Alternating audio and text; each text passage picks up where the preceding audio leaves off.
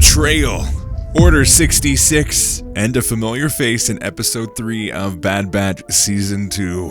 But what was Cody doing after Order 66? Welcome to Star Wars Uplink. Tell me something. This new empire, are we making the galaxy better?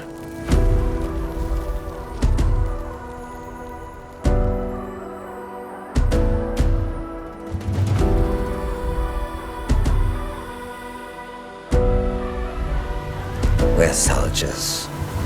We do what needs to be done. You know what makes us different from battle droids? We make our own decisions, our own choices. So we all know that after Order 66, the clones kept going. Yeah. They were still a thing until they just slowly died out. Or as we see in this episode of Bad Batch, we see a deeper explanation of what's going on. And I love the comparison between the droids and just doing whatever they're told, literally having to have a commander droid that's specifically built for strategy to tell everyone what to do. And without that, they have no idea what to do. Mm-hmm. These tanks all have the same weakness. The droids operating them. And then making that comparison back to the clones, and the reason that the clones won was because they had free thought, that they had a mission and they had the creativity to be able to follow the orders but make creative decisions. Mm-hmm. Yeah, the beauty of the clones was that they could just take those risks, and that they were sentient. They knew they were their own people, and they could, they didn't have to just follow orders. Mm-hmm. They weren't just robots. That was the beauty of them. That's why they often succeeded.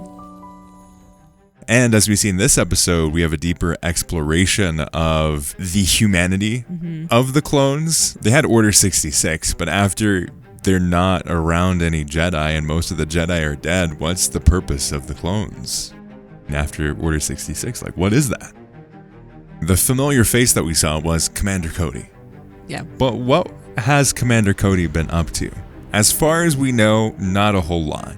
He has been assimilated basically into the new empire and has taken a much blender look on his armor. He's all gray now. Yeah. Crosshair didn't even recognize him until he took the helmet on and often was like, oh, Commander Cody. Cody. Hey. Cody. Yeah. That was good. That's how far removed the identity of the clones are in this new empire. He was the right-hand man of Obi-Wan till he got betrayed. Commander Cody, after Order 66, after the betrayal, which, if we are to believe some of the legend stuff, always regretted that decision to kind of betray Obi-Wan. But after that, he was sent to a world as basically, go over here, buddy. You're fine. But the main thing was to take over Kashyyyk. That was his big mission, was to continue the attack on the Wookiees and the Kashyyyk planet and reclaim that for Imperial control.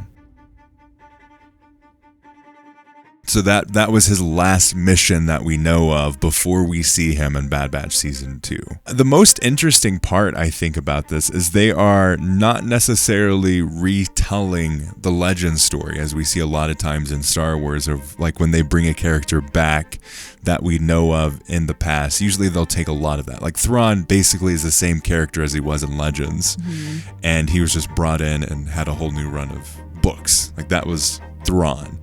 But with Cody, they've done something very different. They completely, I'd say, not quite retconned, but have retconned his story and his history after Order 66. So in Legends, Cody just gets assimilated into the Stormtroopers and leads mostly training for those guys, and doesn't really lead much of a thrilling life after that. Yeah, he basically becomes another of the many stormtroopers, and specifically, he is ordered to go to Kamino. And this is another thing that they changed, because in the spoiler alert for Bad Batch Season 1, but they destroy Kamino. All of the cloning facility is gone. In Legends, that cloning facility is still around, but they are basically, a lot of the clones are ordered to go there. And Cody on Kamino leads a battalion of birthborn humans, which is how they specify clones versus the stormtroopers. And everyone hates him. He's very hard on the birthborn, doesn't see them as equals as the clones in terms of their abilities. And he hates the birthborns and the birthborns hate him. And that's kind of what we know of as him. And he always kind of like, there's a couple moments where he looks back and reminisces on his time in the Republic and specifically his time with Kenobi, and does come to regret it and regard them as heroes. So I love this idea that he has gone off the rails of what the Empire is, has questioned. He believed so deeply what the Empire was and what the Republic was that he was willing to do all these things until he's faced with that moment of like, guys, I don't think this is a good thing anymore. Yeah, in a way it gives him not necessarily redemption, but there's this like, at least there's this like character arc. It's like, okay, now he's becoming his own person. Yeah, he's still that vibrant character that we used to know. He's still alive, instead of just this whitewashed, bland trooper. Like, no, he actually he stands for being a human and not just a soldier. We're soldiers. We do what needs to be done. You know what makes us different from battle droids? We make our own decisions, our own choices. That leads me to my theory. I think that Cody will eventually find Rex.